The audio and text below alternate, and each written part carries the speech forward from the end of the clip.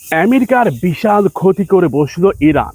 130টি মার্কিন সামরিক ড্রোন ভূপাতিত করেছে ইরান, যার প্রতিটার মূল্য প্রায় কয়েক মিলিয়ন ডলার। আমেরিকার এই বিশাল বাজেটের সামরিক ড্রোন ভূপাতিত করে ইরান রীতিমতো আমেরিকার হার্টবিট কাঁপিয়ে দিয়েছে।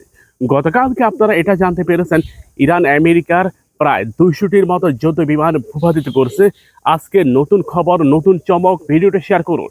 এখনো পর্যন্ত 130টি সামরিক ড্রোন ভূপাতিত করেছে।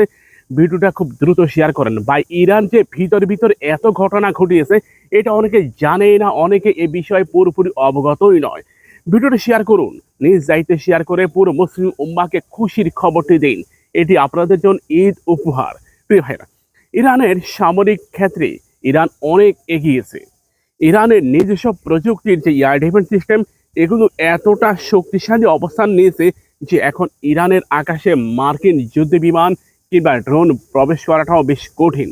তারপরও কিছু কিছু যুদ্ধ বিমানে প্রবেশ করতেছে, এর মধ্যে F-22 র্যাপটর, F-35, যেগুলো রাডারকে কিছুটা ফাঁকি দিতে পারে।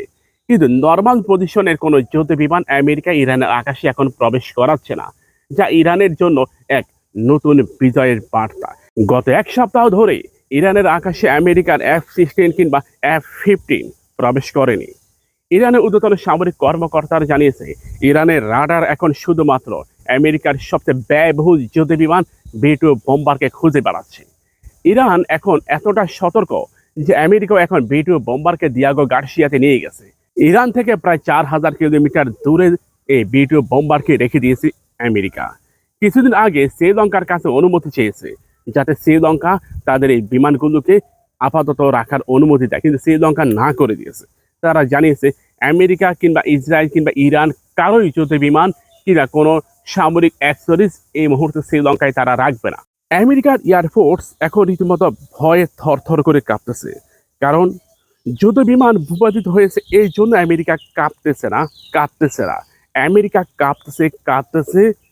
ইউরোপ যদি এই যুদ্ধ বিমানগুলোকে, বোমার বিমানগুলোকে, এই এয়ার ডিফেন্স সিস্টেমগুলোকে বয়কট করে, তাহলে আমেরিকার অর্থনীতির 12টা বেজে যাবে।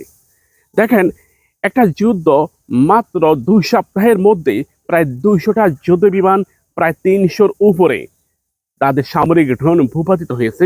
এটা যখন তাদের যারা কাস্টমার, যারা ক্রয় করে, যারা আমেরিকান অস্ত্রের উপর 100% নির্ভরশীল, এরা এখন বেশ আতঙ্কিত হয়ে যাবে। সুইস গভর্নমেন্ট ইতিমধ্যে জানিয়েছে, আমরা এটা নিয়ে সন্দিহান যে আমেরিকার এয়ার ডিফেন্স সিস্টেমগুলো কোনো অবস্থায় ইরানের মিসাইল ঠেকাতে পারতেছে না।